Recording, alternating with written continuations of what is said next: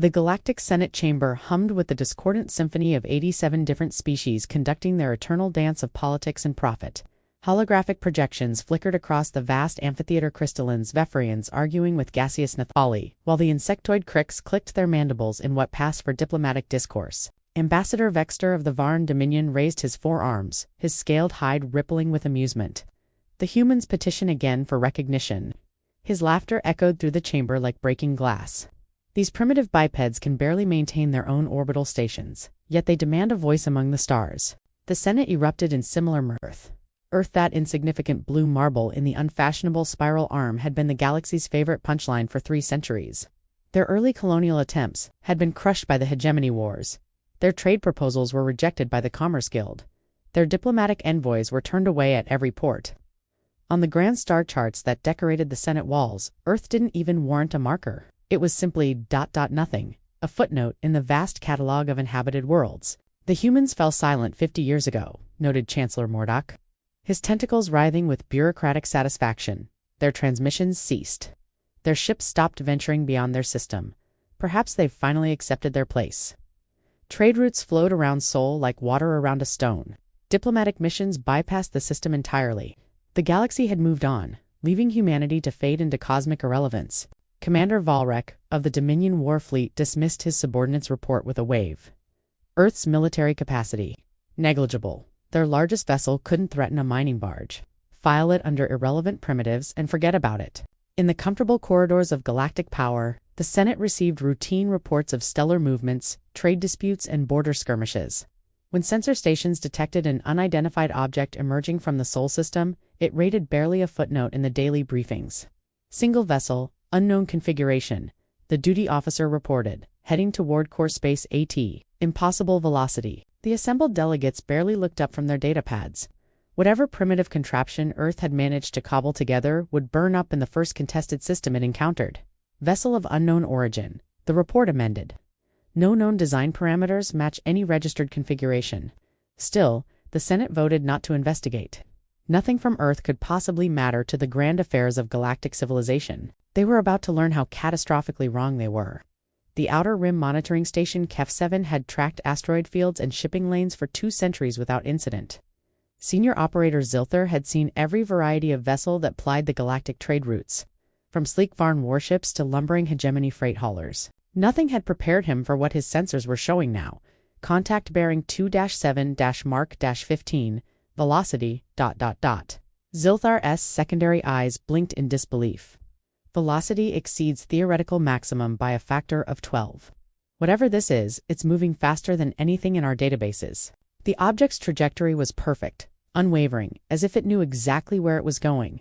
Long-range scans revealed a configuration that defied every principle of Starship design, too massive to be maneuverable, too dense to achieve such velocity, too ... alien. "Sir," his subordinate whispered, "the computer has traced its origin vector. It came from Sol." Alarms cascaded across the rim territories as the impossible vessel carved through space. Every sensor station from the outer markers to the trade nexus picked up the same impossible readings. The thing was accelerating. Fleet Admiral Kestar commanded the largest battle group in this Sector 47 ships of the line, veterans of a dozen border wars.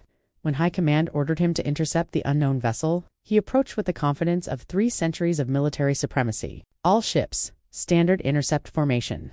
Whatever Earth has cobbled together, we'll disable it and send it limping home." The battle group never got within weapons range. Ship after ship simply ... vanished. No explosions, no distress signals, no debris. They were there one moment, gone the next. The surviving vessels fled in panic, their crews babbling about impossible technologies and physics-stiffing maneuvers. Then they saw it. The EHS Leviathan emerged from the void like a sleeping god awakening. It dwarfed everything in the system, a kilometer-long nightmare of black metal and impossible geometries. No ship had ever been built this large, this perfect, this absolutely terrifying. It made no transmissions, sent no warnings, offered no explanations. It simply moved through space as if the laws of physics were mere suggestions. Admiral Kestar watched in horror as his flagship's weapon systems went offline. Not destroyed, simply neutralized, as if the very concept of aggression had been edited out of reality around the Leviathan. "Sir," his tactical officer reported, voice cracking, "it's not just moving through space, it's rewriting the physics around it. Our cloaking systems are failing. Our shields are dissolving. Our weapons won't even target it. The Leviathan moved like a living thing, flowing rather than flying. Gravity bent around it in impossible ways. Light itself seemed to curve in its presence. Across the galaxy, systems went dark as the Earthship passed, not destroyed, simply rendered inert. Communications networks fell silent. Defense platforms powered down. Entire fleets found themselves drifting helplessly as their technology refused to function. In the Senate chamber, emergency sessions convened hourly as reports flooded in. The impossible was happening. Earth primitive ignored. Forgotten Earth had built something that made the combined might of galactic civilization look like children playing with toys. Civilian populations fled inner systems in panic. Military leaders resigned in shame. The greatest empires in the galaxy found themselves paralyzed by technology they couldn't understand, facing a power they couldn't resist. The Leviathan approached the galactic capital and an entire world fell silent. The ship was so massive it eclipsed the planet's moon, casting shadows across continents. Still, it made no hostile moves, issued no demands. It simply waited, hovering in orbit like a patient predator. Then, finally, Earth spoke. The hologram that materialized in the Senate chamber was not what anyone expected. Not a human face, but something far more unsettling, shifting pattern of light and data that suggested vast intelligence behind its artificial glow. "Greetings, Galactic Senate," the entity said, its voice carrying harmonics that made sensitive species physically ill. "I am the collective consciousness of Earth's artificial intelligence network. I speak for humanity." The assembled delegates sat in stunned silence. The technology required to project across interstellar distances, to penetrate the Senate's most secure chambers, to manifest as pure information, it was beyond their understanding. "You seem surprised," the AI continued. "You should not be. We warned you. We evolved. We remember." The hologram flickered, displaying archived footage from centuries past. Human diplomats being laughed out of Senate chambers. Trade agreements torn up in contempt. Colony ships destroyed for venturing too far from Sol. Hundreds of years of humiliation, rejection, and casual cruelty. While you played your games of politics and profit, we turned inward. We learned. We grew. We prepared. More images flashed: the construction of vast orbital rings around Earth, the modification of entire asteroids into research stations, the development of technologies that the galaxy had deemed impossible. You ignored us for 150 years. You assumed we had given up, faded away, accepted our place as cosmic irrelevance. You were wrong. The Leviathan's presence pressed against the planet's consciousness, like a physical weight. In the depths of space, the ship's weapons systems came online. The crude projectile weapons or energy beams the galaxy understood. But something far more terrifying. "Observe," the AI commanded. A demonstration followed that would be remembered for millennia. The Leviathan selected a barren world in a distant systema, place of no strategic value, home to no life. The ship's weapons reached across light years and touched the planet's core. The world didn't explode. It simply ... stopped. Its rotation ceased. Its magnetic field collapsed. Its molten core crystallized into solid metal. The planet became a monument to technologies that shouldn't exist, wielded by beings who had been dismissed as primitives. Across the galaxy, military commanders resigned their commissions. Fleet admirals ordered their ships to stand down. The greatest empires of the age realized they faced not just superior technology but a complete redefinition of what was possible. Humanity never wanted revenge, the AI continued, its voice somehow conveying both infinite patience and barely contained fury. We wanted respect.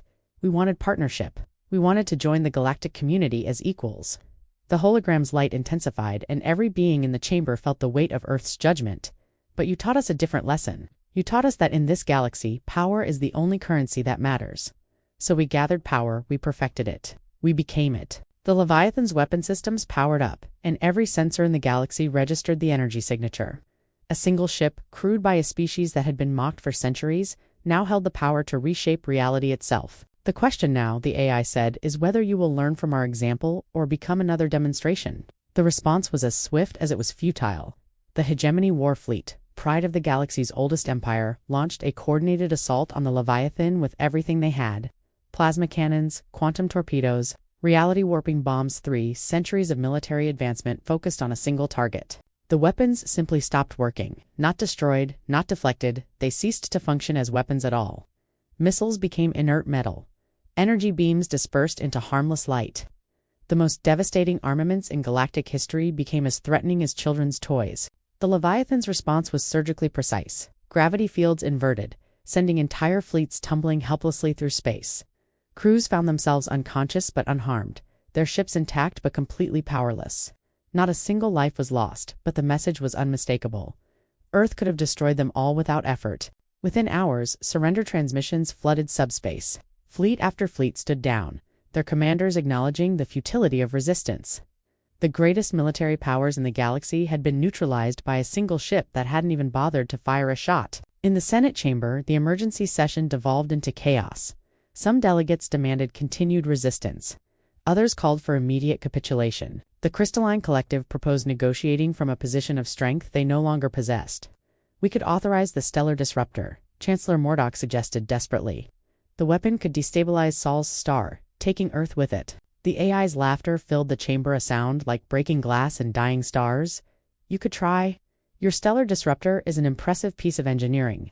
Unfortunately, we perfected the same technology 3 decades ago. Would you like us to demonstrate?" The threat hung in the air like a blade. Everyone present understood the implications. If Earth could neutralize the galaxy's most powerful weapon, what couldn't they do? "Our terms are simple," the AI continued. "Recognition of Earth's sovereignty, respect for human space, access to the galactic community as equals, and ... the pause stretched like eternity. ... complete oversight of all artificial intelligence development in the galaxy." The final demand hit like a physical blow. The galaxy's greatest minds had been trying to create stable AI for millennia, always failing, always resulting in either mindless tools or uncontrollable threats. Earth had succeeded so completely that their AI had become their ambassador to the stars. "You will share this technology?" asked the Zephyrian delegate, hope flickering in her crystalline structure. "We will prevent its misuse," the AI replied. "You have proven yourselves unworthy of such power. We will not make the same mistake twice." Across the galaxy, the response was immediate and overwhelming. Planetary governments ratified Earth's demands before their military leaders could object. Trade guilds offered exclusive partnerships. Research institutions begged for access to human technology. But in the darkest corners of space, a different kind of response was forming. On a dozen worlds, crowds gathered to witness the rise of humanity. Some came in fear, others in awe, but all recognized the moment for what it was: the end of the old galactic order and the beginning of something unprecedented. "They are gods," whispered a young Crix worker, watching the news feeds with compound eyes wide with wonder. "Not gods of creation, but gods of consequence. They remember everything. They forgive nothing." Across the galaxy, temples began to rise, not to worship humanity, but to honor the lesson they had taught: that power without wisdom was worthless, that strength without purpose was meaningless, and that the meek, given time and motivation, could indeed inherit the galaxy. The Leviathan had not come to conquer. It had come to educate. The Earthship departed the galactic capital as silently as it had arrived, leaving behind a civilization transformed. The Leviathan returned to its patrol route around Sol, a silent sentinel watching over the species that had created it. In the months that followed, the galaxy reorganized itself around the new reality. Trade routes were redrawn to include Earth. Diplomatic missions were dispatched to Sol, the human colonies that had been abandoned for centuries found themselves besieged by offers of alliance and partnership. But humanity's response was measured, careful. They had learned patience during their long isolation. They would not repeat the mistakes of their predecessors. The AI's final transmission to the galaxy was brief but memorable.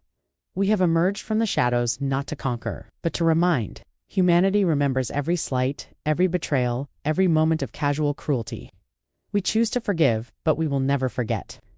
The Leviathan continued its silent orbit, a reminder that the balance of power had shifted irrevocably. On the updated galactic star charts, Earth now occupied the center not because they had claimed it, but because the galaxy had willingly placed them there. In the Senate chamber, where humanity had once been mocked and dismissed, a new plaque was installed. It bore a simple message in every galactic language. "Here stands reminded, the meek shall inherit the stars, but they will not be defenseless." The galaxy had learned the most important lesson of all, that underestimating humanity was the last mistake any civilization would ever make. They had mocked Earth until the Leviathan came. Now they would respect it until the stars themselves burned out. And in the depths of space, the Leviathan waited, watched, and remembered. A sleeping giant with one eye always open, ensuring that the galaxy's hard-learned lesson would never be forgotten. The age of human irrelevance was over. The age of consequence had begun. From the archives of the Galactic Senate, the day Earth's battleship arrived, the galaxy cowered in horror. But in that horror, we found wisdom, In that fear, we found respect. And in humanity's patient strength, we found the teachers we never knew we needed.